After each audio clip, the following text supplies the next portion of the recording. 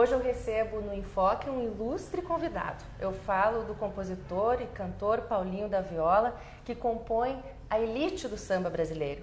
Obrigada, Paulinho, por conceder essa entrevista pra gente. Então você veio a Curitiba dessa vez com calor, né? Porque eu li que você, nos anos 60, em outra ocasião, veio para cá com muito frio.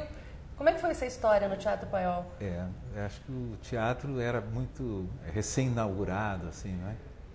E nós pegamos uma fase, a gente veio algum tempo depois, né?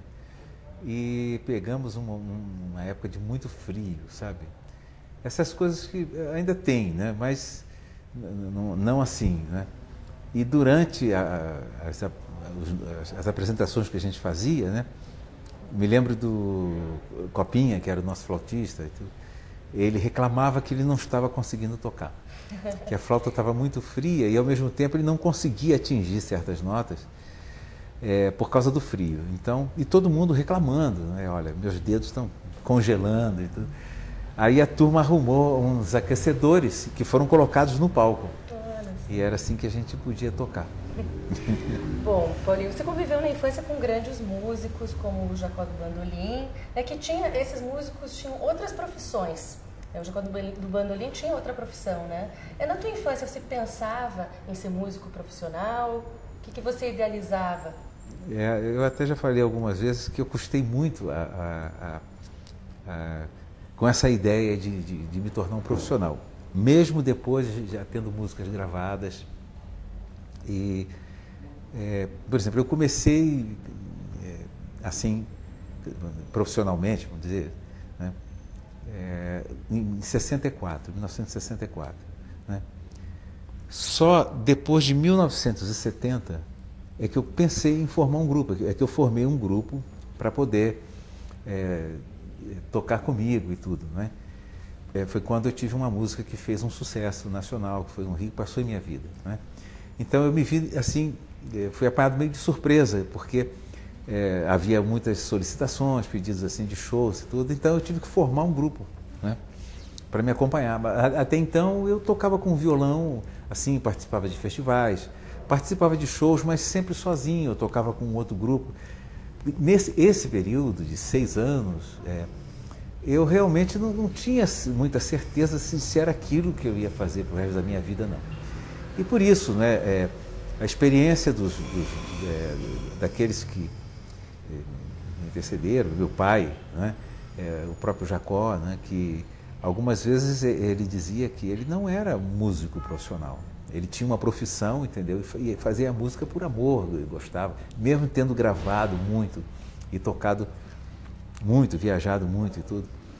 Mas ele fazia aquilo por amor, ele não se considerava assim um profissional daquilo, porque ele não vivia daquilo. É a mesma coisa meu pai, né? E tantos outros artistas fizeram isso.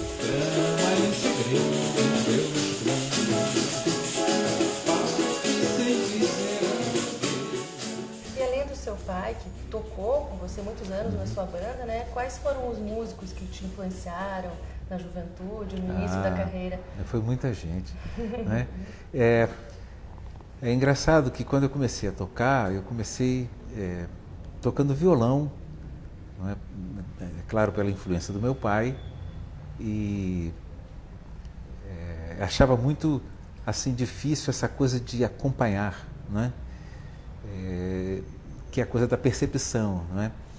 Então eu ficava na dúvida. Então comecei estudando com um professor de violão e de música que não acompanhava, ele não fazia isso.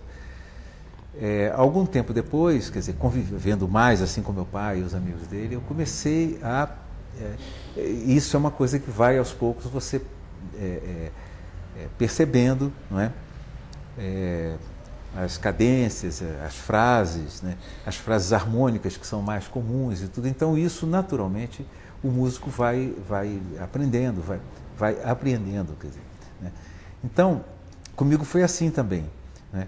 Eu já com 20 anos e tudo, né, eu tive uma experiência até antes muito interessante, que era de tocar e acompanhar qualquer pessoa assim que chegasse para cantar. Isso foi interessante, porque eu já estava envolvido assim com coisa de escola de samba e tudo.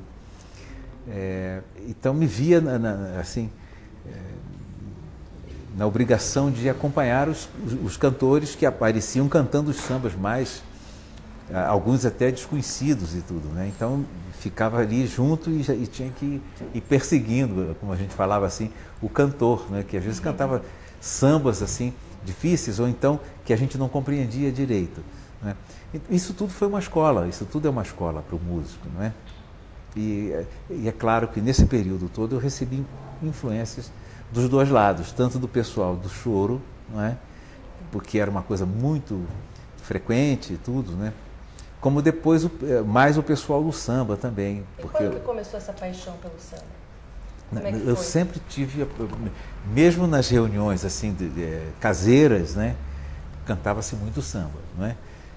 O samba feito nas escolas de samba é uma coisa que já veio um pouco depois, né? Já na adolescência, que eu frequentava ensaios de escolas de samba, né? De blocos de carnaval, que na infância eu não fazia isso, né? Então, e isso, claro, que foi me influenciando também, né? E depois conheci pessoas que me influenciaram assim, quase que tirando Jacó e Papai e os grupos de choro, que eu ouvi muitos, né? Eu tive a sorte também de conhecer o Cartola, ainda muito jovem, né?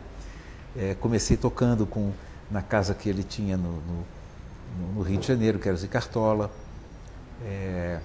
com o Zequete, que foi um grande compositor também da Portela, né? Cartola era Mangueira, né? O Elton Medeiros, que é meu parceiro até hoje, né? Acabou de completar 80 anos, né? E o Nelson Sargento. Aí eu fui conhecendo esse povo do universo, do mundo do samba, né? Eu, por exemplo, andava muito com o Zequete, né?